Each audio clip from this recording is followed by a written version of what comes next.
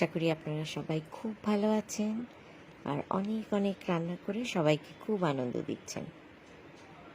বুঝতেই পারছেন আমি আজকে চলে এসেছি বেগুন নিয়ে। একটা বড় বেগুন, তাকে টুকরো টুকরো করে কেটে নিয়েছি। এবার একটা মশলা তৈরি করছি।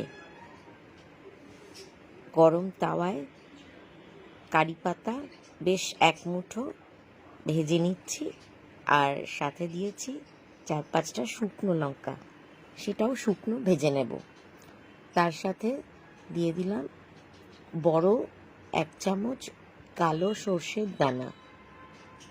শুকনো করে সবগুলো মশলা একসাথে ভেজে মিক্সিতে বেটে নেব। এবার তার মাঝখানে আরেকটা প্রসেস, সেটা হচ্ছে কড়াইতে তেল দিয়ে একটা বড় সাইজের পেঁয়াজ স্লাইস করে কেটে ভাজতে নিয়েছি। পেঁয়াজ খানিকটা নরম হয়ে আসলে বেগুনগুলো ছেড়ে দিচ্ছি। পেঁয়াজ বেশি ভাজা হবে না, খুব একটা কড়া ভাজা হবে না, হালকা একটু নরম হবে। তারপরেই বেগুন আর কাঁচা লঙ্কা তার মধ্যে দিয়ে দিয়েছি। লাল লাল লঙ্কাগুলো কিন্তু শুকনো লঙ্কা নয়, এগুলো কাঁচা লঙ্কাই বেগুনে দিয়েছি। শুকনো লঙ্কাটা মশলার সাথে ভেজেছি, লবণ দিয়েছি, আর কিছুই দেইনি। এর মধ্যেই ভালো করে নাড়াচাড়া করছি। আজকে বানাচ্ছি বেগুনের পাচারি। এটা একটা সাউথ ইন্ডিয়ান স্টাইলের রান্না। এটাকে বলতে পারা যায় ফ্রেশ পিকল। যে কোনো সবজি দিয়ে, নানান সবজি দিয়েই পাচারি হয়, সেটা বেগুন দিয়েও করা যায়। আমরা যেমন বেগুনের ভর্তা খাই বেগুন পুড়িয়ে, এখানেও বেগুন পুড়িয়েও হয়, বেগুন ভেজেও হয়। তো আমি বেগুন টুকরো করে ভেজে নিয়েছি।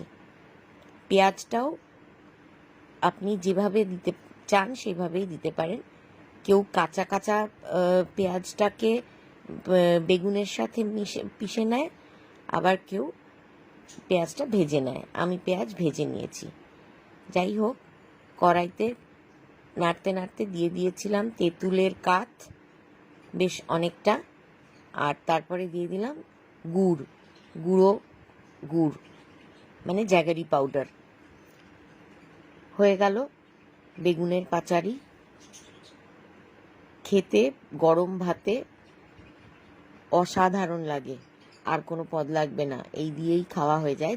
তবে যারা একটু টক টক খেতে পছন্দ করেন, যাদের টক মিষ্টি আচার জাতীয় খাবার খেতে ভালো লাগে, তারা এই রান্নাটা অবশ্যই করে বানাবেন।